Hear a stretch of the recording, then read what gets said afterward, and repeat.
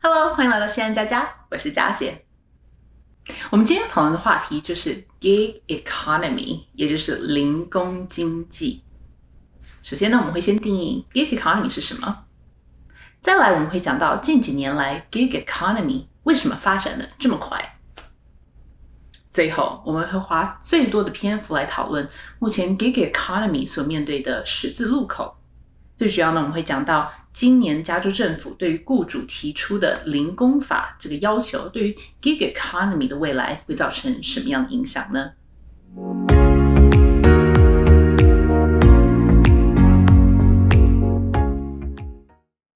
好的，首先 gig economy 翻译成零工经济，也就是独立工作者通过接短期的工作来赚钱，是 gig 而不是 giga 哦。gig 它的本意呢，则是指短期演出，用来形容这种音乐或是戏剧表演的工作。那么打工、接案子这些概念其实行之有年，但是 gig economy 它在近年变得非常的火。当大家现在讲到这种 gig economy， 通常呢则是特指通过科技平台找到这些 gig 这些短期工作的情况。通过像是这种 Uber、Airbnb、TaskRabbit 为代表的科技平台，使工作者加入这些新行业变得非常快速。不管你是想开车、带小孩，或是出租家里面的一个空房间，甚至提供法律咨询服务好了，你都可以随时随地的去接案子，或是不接案子。比如说作为一个司机，你要接一个新的乘客，也就是几分钟的事情而已。Gig economy 的兴起带来了很多正面的效应。那么从工作者的角度来说，工作自由度的提升代表能选择工作也变多了。如果之前因为无法配合一般工作时间而闲置的劳动力，现在呢也可以利用比较零碎的时间来赚钱了。而从公司的角度来说，因为这些工作者的薪资可以利用科技平台去按照每时每刻市场的需求来决定，公司只要收成就可以了。理论上来说，在定价的部分也是更有效率了。而这些工作者因为并不算是全职员工，也不需要支付一般全职员工的福利，所以比一般计程车司机、旅馆员工的成本变得更低，提供的服务会变得更便宜，因而吸引更多消费者。在 gig economy 具有代表性的公司，像是 Uber、Lyft， 在这几年内纷纷上市，而今年 Instacart、Airbnb、DoorDash 也都看好要上市。在消费者的需求不断的增长的情况下，很多评论家宣称 gig economy 将是多数人未来的工作形态。这个也不是空穴来风。根据 US Facts 统计，现在起码有160万的美国人正通过 gig economy 来工作，占劳动力的1%左右。好，那我们讲到了 gig economy 在价格和自由度上面是有优势的，但是这个优势也是一把双面刃，因为当越来越多人仰赖 gig economy 来维持生计的时候， gig economy 它的局限性也变得更加明显了。对于工作者来说，不管是不是一周工作超过40个小时，因为他们被定义为是独立工作者，而非定义为全职员工。一般全职员工的这种医疗保险、伤残补贴、带薪假，这些工作者是一律没有。工作超过40个小时也不会有加班费。很多没有其他选择的工作者发现，即使工作了很长时间，但是还是被昂贵的这种医疗费用、车辆的维修压得喘不过气来。Gig economy 的工作者到底应该怎么定义？企业和他们的关系是什么？企业相应的责任又是什么？这都是充满争论的话题。这2年，劳工、政府、企业之间也开始不断的谈判，在近期也出现了很多转折。让我在下面概括一下这个谈判之间的几个重要事件。第一个重要事件，在去年的9月，加州州长 Gavin Newsom 签署了新的法律，规定从2020年1月1号开始，加州将执行相关的零工法，也就是 California Assembly Bill 5， 一般简称为 AB5。这个法律规定如果工作者受到雇主的控制，并且对雇主的常规业务做出贡献，那么雇主必须将这些工作者视为正式员工，而非独立工作者。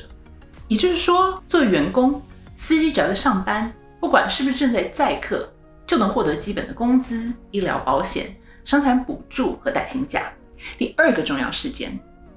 ，Uber 和 Lyft 等公司拒绝遵守 AB5。Uber 和 Lyft 这两家公司平时是竞争对手，但是在攸关 Gig Economy 的未来情况下，他们以及其他以 Gig Economy 为生的企业联手，成功的在即将到来的加州11月份的选举中提出了反对 AB5 的提案，简称 Prop 22，也就是第22号提案。这些企业的希望是选民会认同 Prop 22，也就是选民认同 Gig Economy 里面的工作者和全职员工的性质是不一样的，因此雇主不需要提供同等的福利。第三个重要事件，也就是加州最高法院命令 Uber 和 Lyft 在今年的8月20号必须遵守 AB5，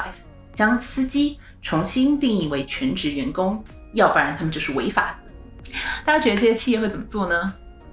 这也就是第四个重要事件。Uber 和 Lyft 宣布，如果要遵守 AB5， 他们宁可退出加州市场。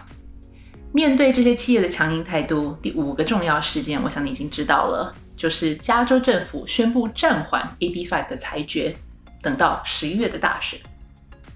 至此 Gig Economy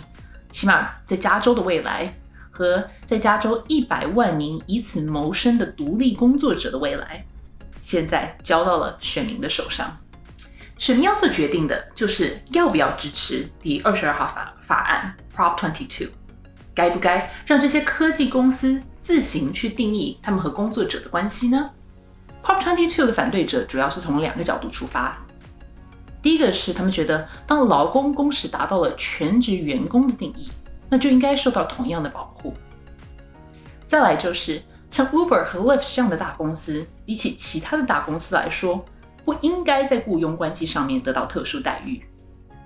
Prop 22的支持者则认为，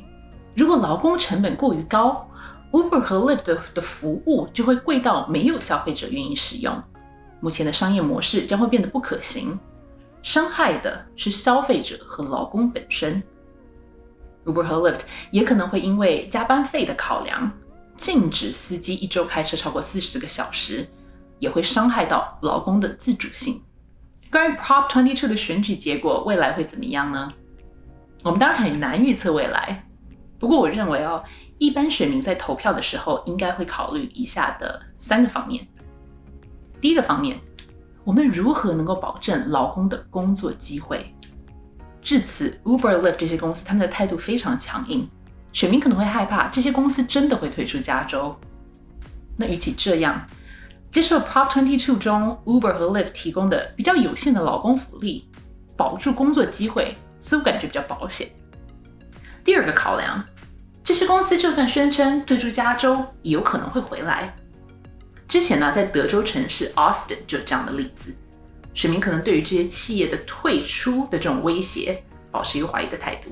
那么最后我们也要考虑到，因为 COVID-19 新型肺炎的影响，选民可能会因为这个疫情的影响，更加的认同劳工应该获得基本的保障。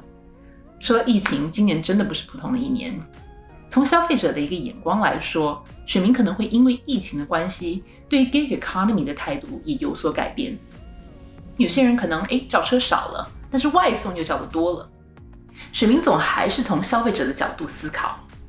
而今年你使用 Gig Economy 的方式，也很可能影响到你对这整件事情的看法。观察这整件事情至今，有的时候让我觉得好像在观察一场棋局，有这种政治和商业方面的进退攻守。这也就更深刻的代表 Gig Economy 至此是我们经济体制中不可轻忽的一部分了。好了，如果你对今天的主题有任何问题或想法，欢迎你和我们留言哦。如果你有朋友对这期的内容可以产生共鸣，也请你分享给他们。